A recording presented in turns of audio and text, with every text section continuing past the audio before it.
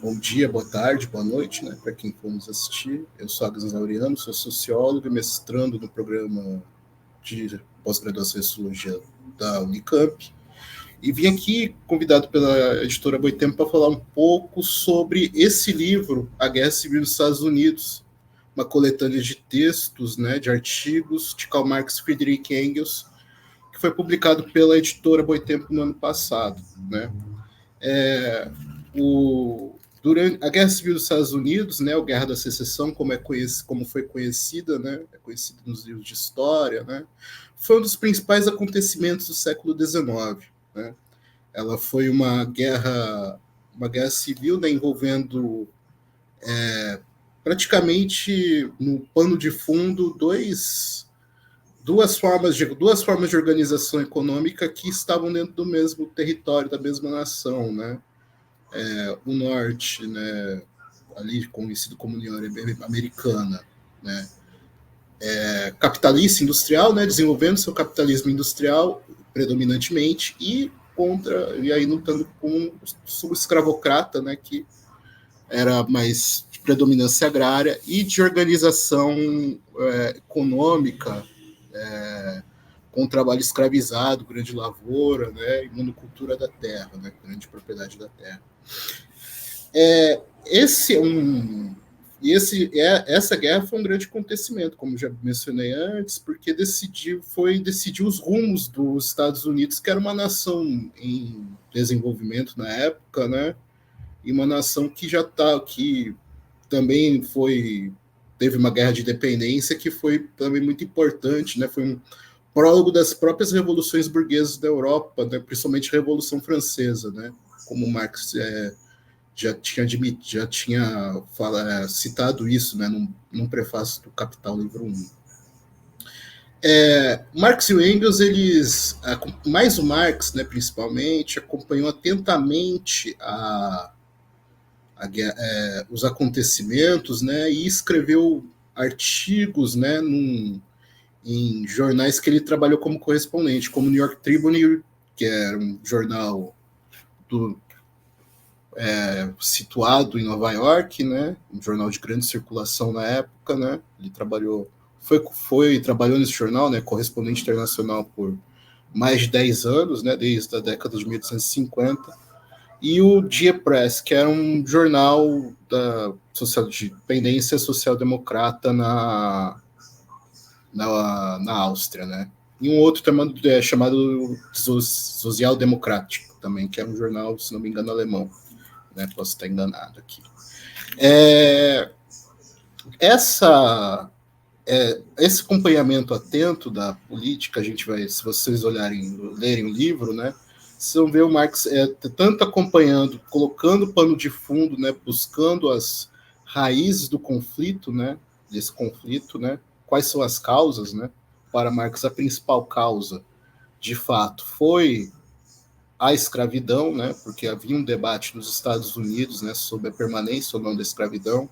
A eleição de Abraham Lincoln, ela foi decisiva, né, para que Lincoln prometia, né, no seu programa, né, na sua plataforma, né, de governo, superar a escravidão, né, emancipar os negros, e esse debate da década de 1950 foi muito tenso, né, entre os políticos, né, entre as representações políticas do Norte e do Sul, principalmente, né. Com a vitória de Lincoln e a sua posse como presidente, né, da República, os estados escravagistas, né, rompem, né, com a União e formam os Estados Confederados do Sul, né, e aí entrando em guerra. Essa guerra para o Marx também ele analisa também que a guerra é uma guerra de conquista do Sul, porque como o trabalho, a forma de organização, né, econômica, né, do trabalho escravizado, né, naquela época, exigia, e também ser essa agricultura, né, de monocultora, tal, de plantation, né, como fica conhecido, né? Ela tem um trabalho, ela é um trabalho de utiliza trabalhos de escravizados, né? Negros escravizados, né? De uma forma predatória, né? De autoexploração e também de degradação do solo. Então é preciso para ela continuar rendendo, acumulando capital, ela é necessário tomar mais terras, né? Crescer, né? Tomando mais, expandir, né? As suas propriedades, né? Os proprietários do escravocratas necessitam expandir, né? Seus domínios de terra. Então, para o Marx era dizer que ele também tinha esse âmbito de guerra de conquista. E nisso, Marx vai dizer que se fosse essa guerra ganhar, o Sul ganhar a guerra, eventualmente, seria nacionalizar a escravidão, né? E podendo até subjugar não só mesmo os negros escravizados, também já subjugados, mas também os negros libertos e também até mesmo trabalhadores brancos que seriam de outras origens, né? Imigrantes, como imigrantes alemães e britânicos, né? Marx diria que seria teria esse risco, né, se o Sul ganhasse a Guerra Civil Estadunidense. Uma outra questão também que é interessante nesse livro é as relações, a análise do Marx com relação às posições das movimentações diplomáticas e da imprensa de países europeus, principalmente como a Inglaterra e a França. Marx ele vai denunciar, vai desconstruir toda a opinião, todas as posições da imprensa burguesa, né, britânica, que era simpática ao sul escravocrata, né? Ela era simpática porque os interesses da burguesia inglesa principalmente a burguesia industrial têxtil, né, que era a principal atividade econômica da indústria inglesa naquela época, tinha interesse no algodão produzido pelo trabalho escravo, né, do sul dos Estados Unidos. E era mais barato do que, por exemplo, buscar, né, comprar algodão da Índia, né, que era uma colônia inglesa da época. Então, Marx vai demonstrando as simpatias, né, por trás ali, né, de certas condenações, insinuações, né, críticas, né, desses jornais, né, e seus articulistas contra o Norte, a União Americana, né, mostrando que o apoio, na verdade, que a burguesia inglesa queria o apoio. E denunciando também as manobras diplomáticas que haviam naquela época para a Grã-Bretanha tentou intervir, né, na guerra indiretamente, como, por exemplo, uma atuação conjunta, né, da Inglaterra, da França de Luís Bonaparte e do Reino da Espanha de intervir no governo, invadir o México sob o pretexto de depor o governo progressista do Benito Juárez, né, naquela época, e dali poderem, ao tomarem o México, designarem tropas, né, em apoio ao sul escravocrata. A questão é que isso não aconteceu por conta das próprias divergências internas das frações burguesas, né, dos principais partidos que haviam ali, principalmente na Inglaterra, né? Nem todos os conservadores eram favoráveis, nem todos os liberais eram favoráveis, né? Nesse interim, né? Nessa empreitada, né? E também era uma forma também da própria Inglaterra também manter a sua influência em países ali do Caribe já que eram colônias francesas e espanholas, do que apoiar o intento de Luís Bonaparte do Reino e do Estado espanhol daquela época de retomarem as antigas colônias, né? Luís Bonaparte, por exemplo, tinha uma pretensão de retomar o Haiti, mas vai invadir o México e bota o seu cunhado lá como que se autoproclama imperador e fica 2 anos, né? Ficam por 5 anos e depois é deposto, né? Pela própria resistência do povo mexicano. Então, Marx ele vai mostrando também, desconstruindo também, né, denunciando essas manipulações da opinião pública, né? Tem casos, por exemplo, de um escândalo diplomático na época de dois emissários, né, do sul escravocrata que estava dentro de um navio mercante, né, que foi inglês, que foi preso, né, por um navio por um navio estadunidense, né, do norte, e isso virou um escândalo diplomático, né, e a burguesia inglesa tentou, com o seu governo, tentava criar um clima, né, para a Inglaterra querer decretar oficialmente guerra contra os Estados Unidos. Isso também não ocorreu porque também era foi uma construção muito artificial também, né, da manipulação da imprensa, né. A outra questão é o que o Marx também denuncia como uma hipocrisia, né, de um falso humanismo da burguesia inglesa na época, né?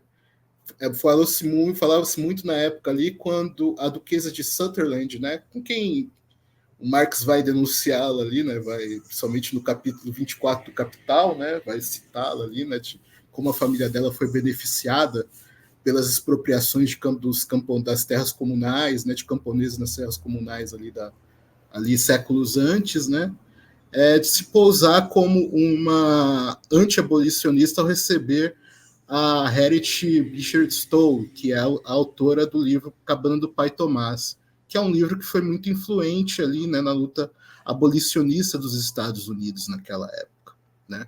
Então Marx vai denunciar esse falso. Enquanto isso, a burguesia inglesa, né, se beneficia, né, com o trabalho escravo, com fornecimento de algodão, né, de trabalho escravizado como matéria-prima para atividade industrial têxtil, né, para suas fábricas, né, explorando aí milhares e milhares de trabalhadoras e trabalhadores, né, e também crianças, né, que trabalhavam ali naquela época em jornadas longas, né, etc. Né. Tanto que o Marx vai dizer nos primeiros artigos aqui desse livro, vai dizer, né, que se de um lado tem uma escravidão indireta vamos dizer assim, do homem branco na Europa, né, de crianças e de mulheres, também a escravidão está ligada à escravidão direta do homem negro, né, nas Américas, né? Então Marx via esse duplo movimento, a exploração, como uma relação dialética, né, uma dupla relação aí simultânea, né? Não só, né, mostrando mais uma vez demonstrando, né, que o capitalismo industrial inglês também, né, não só na sua gênese, como por um bom tempo, dependeu, né, de uma série de mercadorias, né, produzidas por trabalho de negros escravizados nas Américas, seja nos Estados Unidos, seja no Caribe, seja, por exemplo, aqui no Brasil, né? Se vamos pensar que o café, por exemplo, como muitas vezes foi a principal matéria de exportação, né, no Brasil Império, principalmente para a Inglaterra, né, os países europeus, mas principalmente para a Inglaterra. A outra coisa que o Marx coloca, e também nesse período, né, da Guerra do Secessão, que foi de 1861 a 1865, ocorre a fundação da Associação Internacional dos Trabalhadores, né, a AIT, ou conhecida como Primeira Internacional.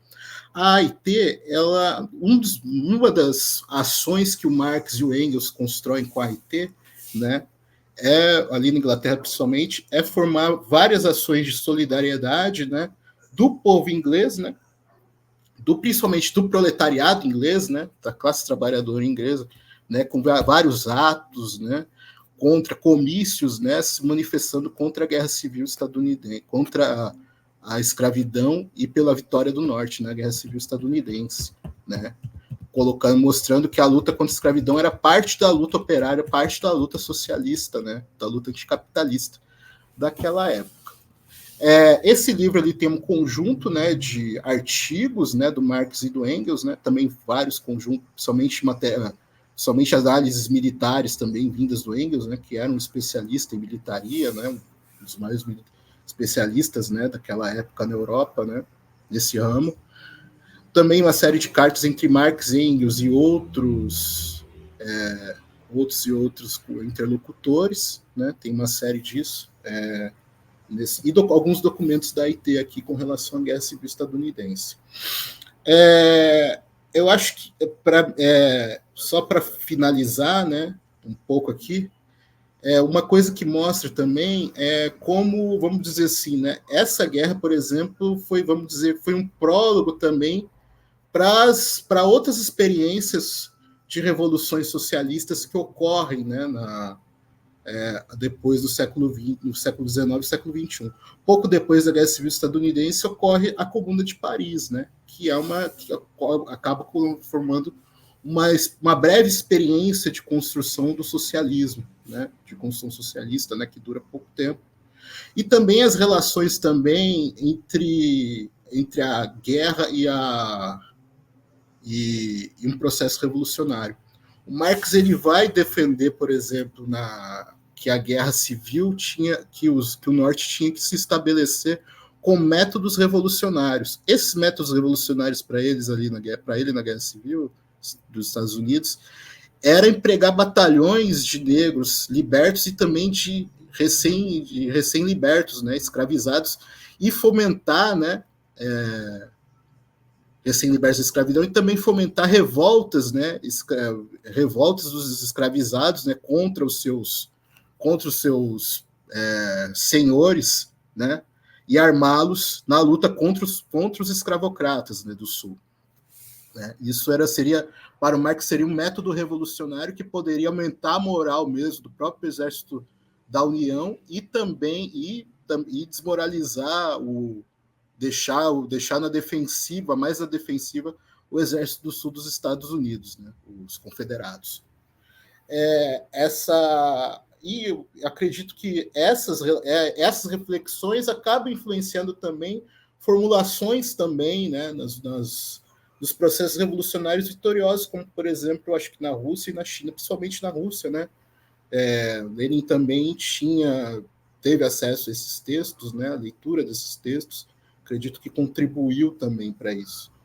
Né? A outra é essa questão também de como, num processo de luta por uma guerra também entre opressores e oprimidos, né, a importância da solidariedade internacional, fazendo um paralelo aqui, por exemplo, o que está acontecendo atualmente, né, que não dá para dizer que é uma guerra, né, entre Israel e Palestina, né, alguns grupos ali palestinos que fazem resistência, né, contra um exército poderosíssimo que é o exército israelense, né, e como foi fundamental a solidariedade internacional para barrar, né, para fazer pressão pelo cessar-fogo, né. Isso acho que são paralelos, acho que importantes aí a se aproximar, por exemplo, dessas ações da classe trabalhadora inglesa da época da Guerra Civil, fazendo pressões contra a burguesia, contra o apoio da burguesia inglesa ao sul estadunidense e exigindo, né, e apoiando, né, a vitória do norte contra a escravidão, né, no sul dos Estados Unidos. A outra questão também que, para finalizar, né, tem algumas passagens desse livro também que o Marx fala aqui sobre, vamos dizer assim, questão de raça e classe, né?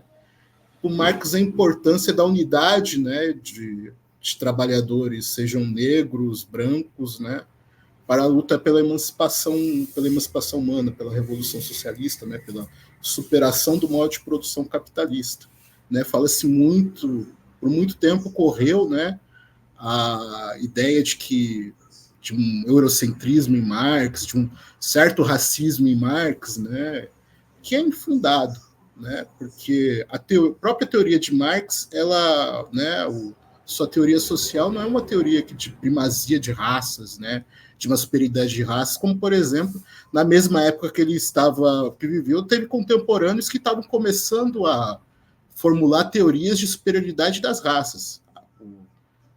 O centro da teoria de Marx não centra isso na teoria de Marx e de Engels, né? Diferente, por exemplo, de Arthur de Gobineau, que era um seu contemporâneo. Tanto que há uma carta do Marx para a sua filha Laura e seu genro Paul, em que tem um trecho que ele vai... Essa carta está traduzida já em português, né?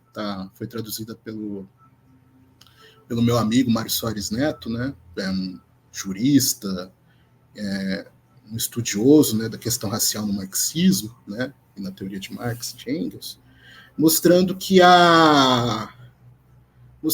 fazendo uma crítica ao livro de Arthur de Gobineau, fazendo uma crítica muito dura ao Gobineau, né? Mostrando como é que pode um sujeito que tem uma, mais ou menos assim, né, ele escreve, né, sujeito que acha que a raça branca ganhou, teve um mandado celestial, divino, se achar o creme de la creme, né, o melhor dos melhores, né, que isso é infundado, né, não procede, né, e dentre outras questões também, né, de ele citar em cartas também do que a burguesia inglesa manipula, né, divide, utiliza o racismo, né, para dividir, né, criar conflitos, né, entre proletários ingleses e irlandeses, né, se colocarem como concorrentes, como se identificarem enquanto inimigos e não como aliados, né, colocando o racismo como uma arma ideológica de dominação, né, uma arma que divide a classe trabalhadora, né.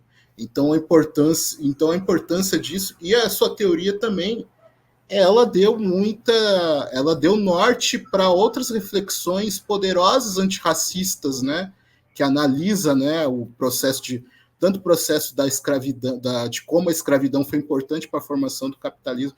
Podemos citar aqui a obra de Eric Williams, Walter Rodney, por exemplo, que foi publicado pela Boitempo recentemente, Angela Davis, os marxistas africanos, né, como Kwame Nkrumah, Agostinho Neto, Amilcar Cabral, né, o próprio Frantz Fanon também, entre outros marxistas negros e negras, né, Cláudia Jones, a gente pega aqui no Brasil, por exemplo, Clóvis Moura, João Rufino dos Santos, Wilson Nascimento Barbosa, a própria Lélia Gonzalez, né.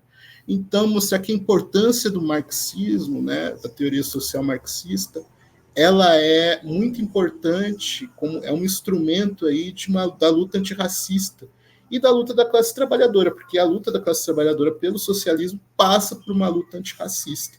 Então, as análises do materialismo, as análises vindas do materialismo histórico, né, enquanto buscar o fundamento, né, dessas relações sociais, né, de exploração e opressão, né, é fundamental, né, se apoiar, né, nessa teoria e também ser um guia aí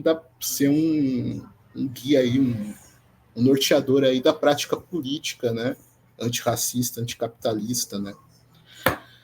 É isso. Vale a pena ler esse livro. Ele é um pouco estudado. Acho que a gente devia ter estudado. Acho que temos que estudar mais essa coletânea da Guerra Civil dos Estados Unidos, né, tanto nas suas questões de relação de raça e classe, como também nas relações internacionais, né, como Marx e Engels articularam essa questão e questão militar também, né, e as relações da luta de classe passando por esses campos. É isso, muito obrigado.